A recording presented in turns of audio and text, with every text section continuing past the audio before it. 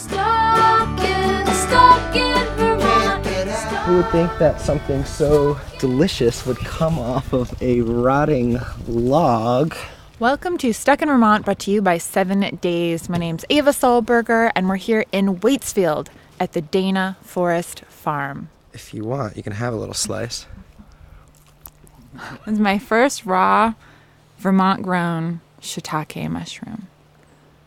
Fresh and earthy and mushroomy. Mm-hmm. It's very mushroomy.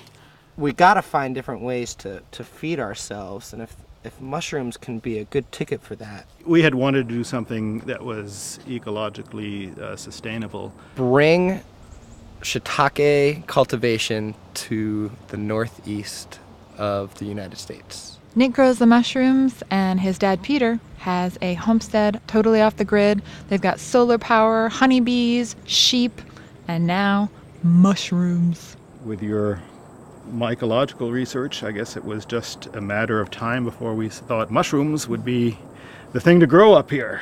I've harvested about 150 pounds of mushrooms so far. Literally since mid-August is when I started getting my first mushrooms from Dana Forest Farm. To be able to be connected with the land and to do laborious work, I really like that too.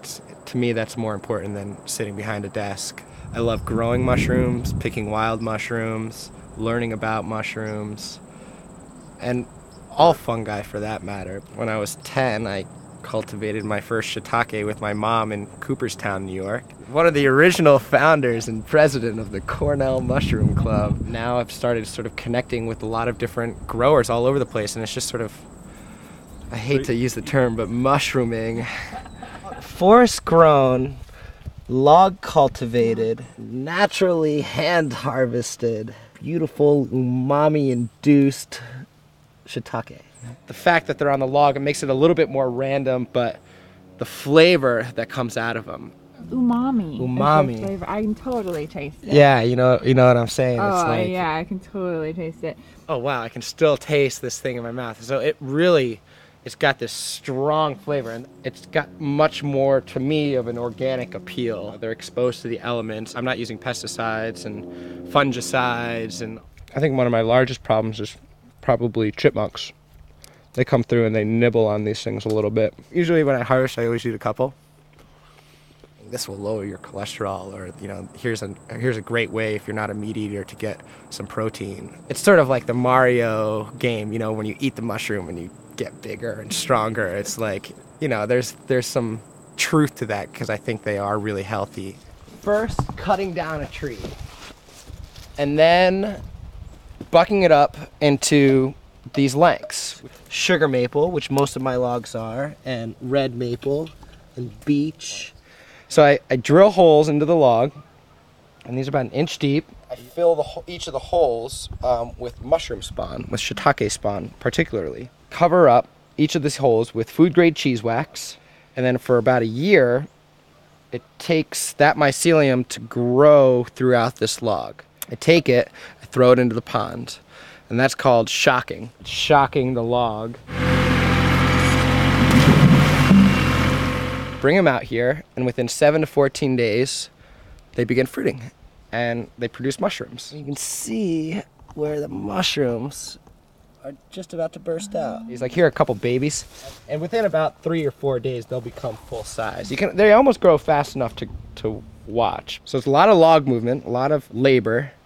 Once the logs are done fruiting, then I stack them up again, and 6 weeks from that point, I'll throw them back into the pond, and they'll fruit for a second time. And then that log will literally rot for 5 years, and mushrooms will continuously come out. This mushroom laying yard has about 1,000 logs, and my plan is to expand it to about hopefully maybe a 10,000 log system. These mushrooms are likely gonna go to some local restaurant in Waitsfield. Everybody's doing mushroom sort of specials. Because they're really fresh. I mean, most of the mushrooms that we're getting here otherwise, other than these, are a week and a half, 2 weeks old by the time they get here. Wow, I've never gotten something this fresh. It's only an hour old since it was picked.